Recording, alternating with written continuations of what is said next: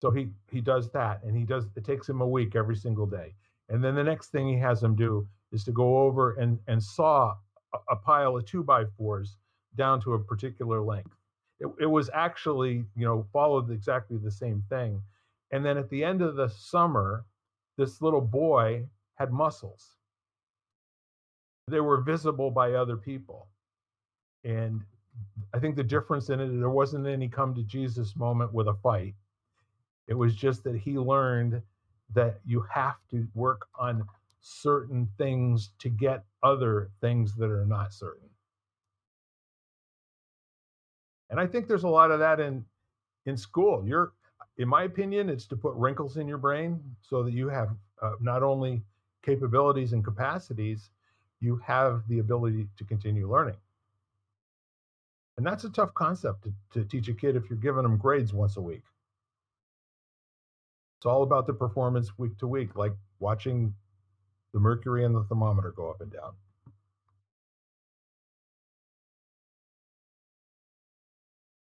So be do have. Bring on the 5-year-olds. Hmm. It's an interesting thing. Just I see this a lot, especially with teens that were, like at that in the bardo of leaving high school and what Yeah. comes next, whether it's college or whatever. And I think there's a lot of confusion, and I don't know, maybe this is just how we're taught or whatever, but that you get one shot at it, like you have one calling, and you got to get it right. You know, I remember one kid saying, "I don't know which college to go to," and I'm like, "Well, pick one. And if you don't like it, transfer." Like I could do that. you know, it's like every decision is the only decision, and you're stuck with it forever. You Yeah. know, I mean, I've had multiple callings in my life, and all they do now is lay the foundation for whatever comes next. They all help me somehow, and they weren't wrong because I'm not doing them anymore. They're just part of your personal journey. But I wonder sometimes if there isn't that pressure, you know, to like get it right or choose the thing or the right thing or know it at a certain age or I don't know. Well, you're talking to someone with very similar experiences. It sounds like it, yep. Who yeah, who had multiple, callings through the years, but I agree with you. I think there is this idea, and I remember having it, thinking that I better choose because, you know, that's gonna be what I do for the rest of my life, kind of feeling. And, some of that Anybody else ever have that feeling? mm, and some of that might come from a generational thing. I mean, my father worked for the same company for 38 years or something, Yeah. and so some of that, I'm sure was from him because not that he liked it, but he did and he stuck it out kind of thing. And then realizing all of a sudden one day that you can study one thing and then end up with a career that's totally not what you were what you might call trained for or in school for, and like you said, using every bit of it in some way or shape or form because it does form who you are, but not in a way that you ever planned. But how much of our life is as we planned? Mm. you Yeah. know I mean, mine didn't turn out like I thought it would. Not that it's bad, it's just not anything like I thought it would be. Yeah, well, and isn't that funny too? It's the things you're afraid of, like even if they come true, I mean, unless it kills you, you know, somehow it ends up not being as bad as you thought it was going to be. And if it's the end of you, what's it matter anyway? I guess. I mean, I don't. Oh, But well.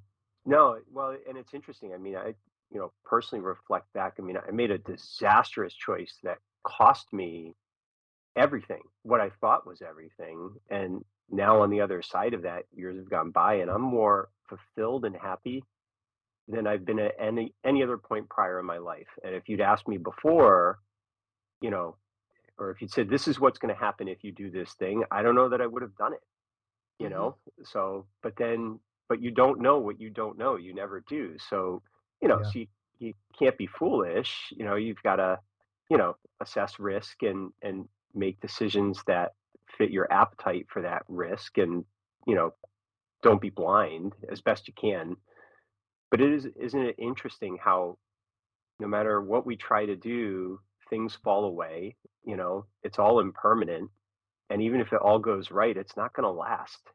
So yeah, so Even the it's calling can. interesting. Exactly like you said, you've had multiple callings. Yeah. I have. I know Lisa and Jan have. But the really interesting two things that I also pull from the quote is number one, um, it's can you read the last line of it again about the heavens and the hosts say about this? Yeah. He said he should sweep streets so well that all the hosts of heaven and earth will pause to say, "Here lived the great street sweeper who did his job well." And they don't know who he is. He was a No. great street sweeper. And our calling, for most people is to gain some sort of uh, something out of what we do now, like an attaboy or something of that nature. And it just reminds me, you guys know who Werner Erhard is. And he has transformed so many people in terms of just the conversations. But in the early days, when he was getting the training started up out on the West Coast, volunteers would take care of things for him. They drive him different places so that he could maintain a clear head and a mind. But there was a man that I got to spend some time with in '93 named David Cunningham, who actually cleaned Werner's home for him for 2 years. And Werner, every time he walked by, he would ask him a question and he would say, "What are you building?" And then David would say, I'm cleaning as best I can." And he said, "Yes, and what are you building?" And then David would say, "I'm building an experience for you or for someone else that I probably won't see."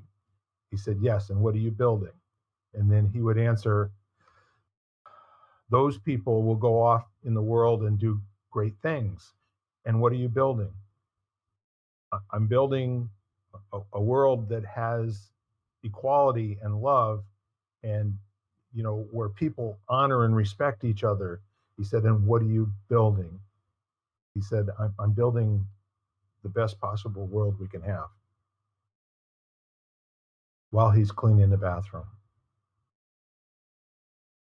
And those types of conversations held with anybody, we teach teachers how to ask those kinds of questions in a meaningful way every so often, especially when a student feels like they're not getting it done or they're failing or it's too hard for them.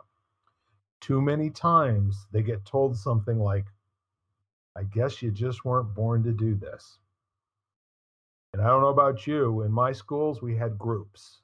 We had the fast trackers that were on the college prep, kind of thing. Then we had, so in high school, the groups were education, EDUCATION, which is, I guess, 9 groups.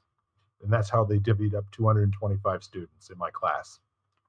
Now, the E's and the D's were all college prep. The next 4 or 5 were possibly going to be, the shop kids and the home ec girls and and I thought to myself, does it make any sense that I'm doing pre-calculus my senior year, but nobody else in the school is? We got 2 groups doing that. And I had algebra 3 years ago, and they're teaching that as a senior level class in other groups. I never understood that. And I don't understand it now. I came away from it was, if kids just learn at a different pace, and it's not this thing called intelligence quotient, isn't it worthwhile to teach the slowest kids at their pace and allow them the opportunity to succeed as opposed to telling them they never will? Well, I think Well, you we have also, challenges with scale there, that can kind of limit that. But I think you're right. It's how you frame it for them. I'm sorry, I cut you off, Jan. no, it's a, and I was saying, I think we have to reframe the word, the whole idea of failure. as when Ken was talking about the kid who was afraid of making that decision about college, Yeah. making the wrong choice and everything. Is I think there's such a fear of failure. And again, I'm reminded of Pima Chodron, who once was doing a workshop with her at Omega, and she said something like, it's like when you go into really dark emotions and all of a sudden you sit there and you realize you're not dead, like you survived it, like you're there and Yeah. Mhm. dead. Yep. And kind of like, you know, realizing that you can fail and there's nothing wrong with it and it's okay. You know, so I think there's this whole idea about like how we can't fail. Like, almost like God forbid you should fail at anything. Oh my gosh, like the heavens, like talk about heavens and mostly heavens. It's like, Yeah. the heavens, like, something's gonna happen and lightning's gonna strike or something, it's just Yeah. And it's funny, you were Bill, you were talking about like what you were talking about before, and just being recognized for the accomplishment or whatever. And it just reminded me because I mentioned it earlier. So Dennis Waitley, in that book, The Psychology of Winning, he talks about the 10 traits of a total winner. And he says, I've never even met this person. You can't be this. It's just, these are the traits. But one of the things he talks about is most of the winners were not, they were caught in the act of just doing what they were called to do. So they Yeah. weren't drawing attention. There were no attaboys, and someone just happened to notice, and they were almost confused by it. Like, what, me? I'm just doing the work, so whether it's, building the house or whatever. And it's kind of interesting. I mean, I found myself paying a lot of attention with the rise of social media to the ones that are yelling for attention, and they want to demand that they have value in some way, or they're to be listened to, or and then on the flip side of it, I remember I wrote a blog about it, this video of this person holding up a bat that was blind and could no longer fly, and walking around this sanctuary with the bat, and it's slowly flapping its wings, and they're just helping a bat fly. And someone happened to catch it on video, and it was beautiful, but they weren't doing it so that they could get Twitter followers. They were doing it simply because they loved the bat, it was beautiful. So, how do you help teach that when it's mostly invisible?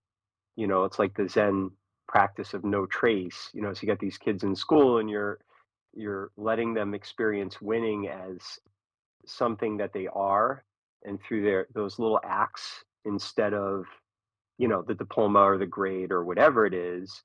But then you still Yeah. need some form of measurement so that we can track these things and make sure that we're doing right our part in helping them grow and evolve. You know, it's tricky. Well, a really brilliant metaphor. I don't know if any of you played golf, but a really brilliant metaphor for life is a round of golf where the whole round isn't over till it's over, but it has everything to do with every single stroke. This stroke right now, being upset about where the ball is, and you have to hit it from there. But the performance aspect of it is, the score at the end absolutely makes no difference. Ben Hogan always said that no matter who the golfer is, there's always two perfect strokes in every round. Those two perfect strokes addict the person to want to come back out and flail through all of the rest. But those aren't the ones where somebody says, great shot. Those are the ones where the ball does something really miraculous that you've not done before. Or when you get a birdie from off the green, or you sink a 35-foot putt, or but other than that, you're getting a 7 or an 8 on every single hole. The reward comes from those things where you're measuring the performance against your past, or you're getting something to happen exactly that 1 or 2 times out of 100 strokes, and that's enough to bring you back for the next time. And if you could get that experience into the education process, and I'd really be interested in seeing, and I haven't looked for this, but I will, what the difference in performance is between homeschooled kids and the ones that go to regular public